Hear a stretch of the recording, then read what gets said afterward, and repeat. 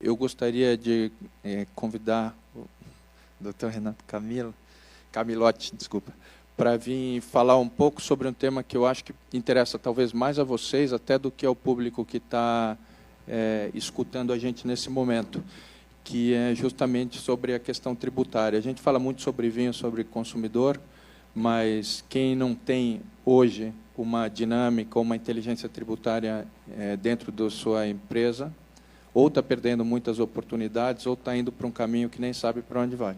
Então, Renato, seja bem-vindo. Se você puder conversar um pouco com a gente. Acho que só temos dois temas a conversar. Tema número 1, DIFAL. Tema número, ou o contrário, IPI. Tema número 2, DIFAL. Seja Vamos do mais novo para o mais antigo. Obrigado, Cristian. Obrigado, Felipe, Cristian.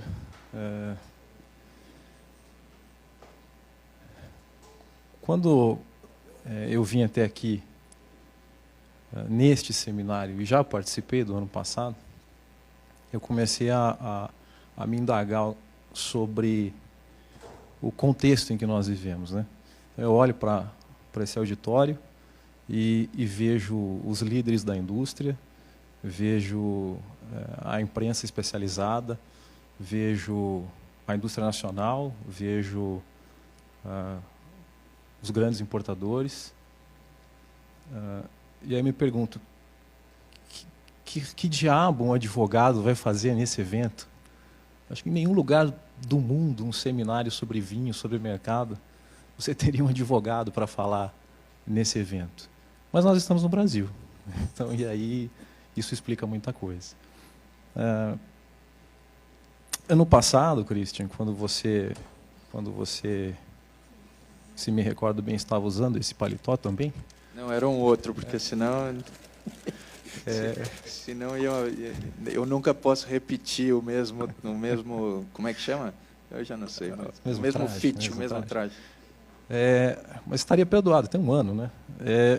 Eu alertava... O mesmo look. O mesmo look. Eu alertava, né, nesse mesmo foro, nesse mesmo contexto, sobre a necessidade de nós fazermos um acompanhamento cioso, não só da legislação tributária, que já é complexa em si mesmo, porque nós temos 3 focos ejetores de normas, como bem disse, né, nós temos as câmaras municipais, que não nos interessam tanto, mas as assembleias legislativas, o Congresso Nacional, e eles ejetam normas tributárias de acordo com as suas competências todos os dias. Estima-se que são 90 a 100 normas tributárias por dia, hoje, ejetadas no Brasil.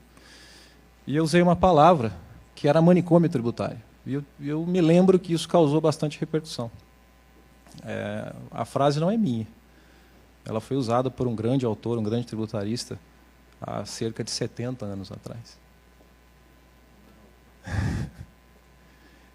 Esse é o contexto em que nós vivemos aqui.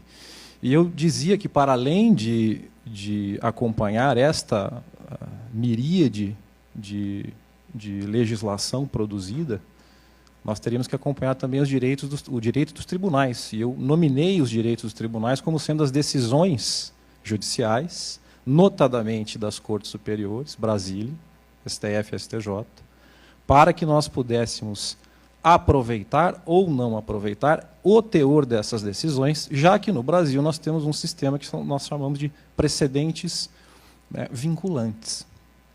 O que se decide em algumas instâncias, em alguns procedimentos judiciais, no Supremo Tribunal Federal e no Superior Tribunal de Justiça, eles são de observância obrigatória para todo o Poder Judiciário. E, em alguns procedimentos específicos, não só para o Poder Judiciário, mas também para a administração tributária. E aí eu digo Receita Federal do Brasil e as secretarias de Fazenda estaduais. Então, dependendo do que nós estamos discutindo e da maneira pela qual esse tema foi discutido, eu tenho que entrar no judiciário para me aproveitar daquela disposição, ou eu não preciso entrar no judiciário. Mas eu preciso prestar atenção no que está acontecendo nesses tribunais e em como esses procedimentos estão sendo discutidos nos tribunais. Bem, tudo isso nos leva a esses 2 temas que você gentilmente me convidou para falar. O IPI e o DIFAL. São 2 temas hoje que estão atualmente atormentando a indústria. O IPI, contextualizando, eu tive a oportunidade, em outubro do ano passado, de escrever um artigo que a Adega publicou, em que eu dizia, parênteses, não redução do IPI para a indústria do vinho. Então, havia resoluções da CAMEX sendo publicadas, e aí, num primeiro momento, o Felipe é sempre o primeiro a me ligar, né? Você viu o que aconteceu? Eu falei, não vi, deixa eu ver primeiro, né? Redução do IPI, etc. Então, a gente vai olhar, não há redução alguma. O ex-tarifário está na exceção, não vai entrar na redução, etc., etc. Muita conversa, muita discussão, muito debate, e a indústria tem que viver disso mesmo. Eu acabei escrevendo esse artigo. Hoje nós estamos vivendo mais uma vez ou talvez o mesmo problema. Houve a publicação de um recente decreto presidencial reduzindo generalizadamente as alíquotas do IPI. Aqui não falamos de setores, não falamos de setores econômicos específicos, nós falamos de uma redução generalizada, até inusual, mas uma redução generalizada das alíquotas do IPI em 18,5% e 25%, o que abarcaria todos os setores e todos os NCMs da indústria nacional. E, num primeiro momento, essa redução me parecia indiscutível. Conversava ontem com o Felipe, dizendo, olha, a norma é clara, foi publicado um decreto, ele tem competência para fazer isso, houve uma redução percentual de 18,5% e 25%, os NCMs do vinho entrariam nas reduções de 25%, e a norma não tem vigência pré-determinada.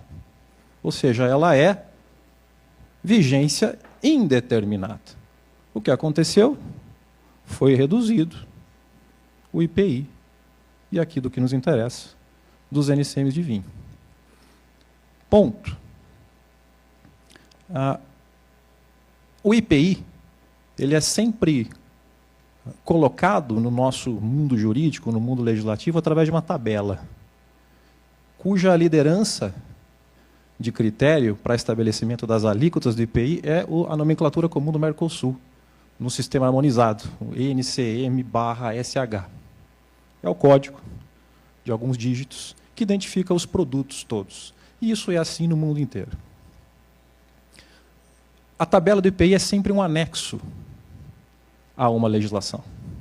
No caso, um decreto, que pode modificar a tabela do IPI. O ponto é que a redução que foi trazida para o IPI, neste momento, faz referência a uma tabela, ou seja, a um anexo, de um decreto que perderá vigência agora em 31 de março.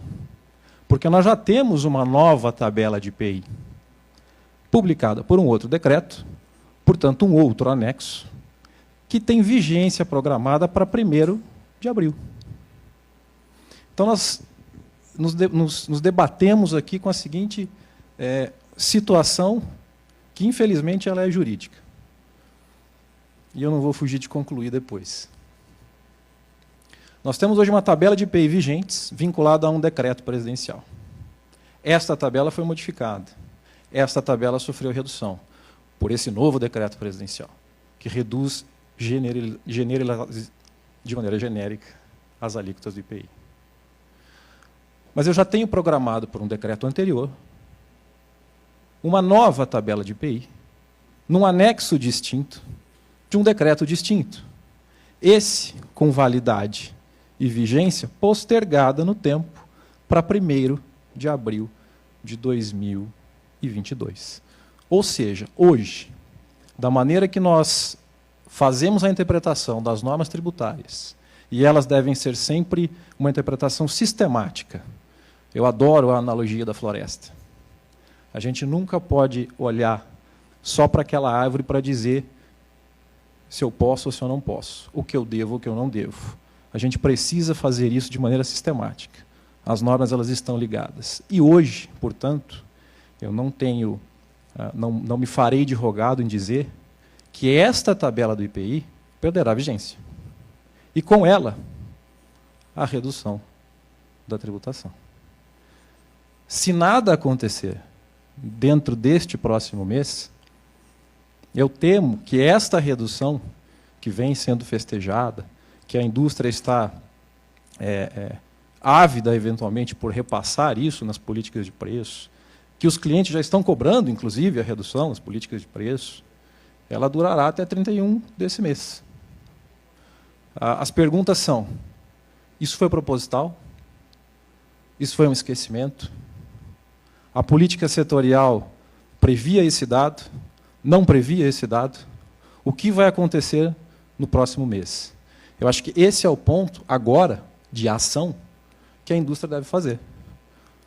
Congressistas, no caso nem é o Congresso, né? No caso é o Palácio do Planalto. É mais difícil falar, mas enfim, tem gente que bate lá. Prestar atenção que essa tabela de IPI vai perder vigência? Prestar atenção que esse efeito que vocês querem aqui, acho que para contenção inflacionária não vai acontecer durante muito tempo, e, portanto, um novo decreto precisa ser editado, e não precisa esperar 1º de abril, ele pode ser feito agora, fazendo referência à tabela que entrará em vigência em 1º de abril. Isso é perfeitamente possível.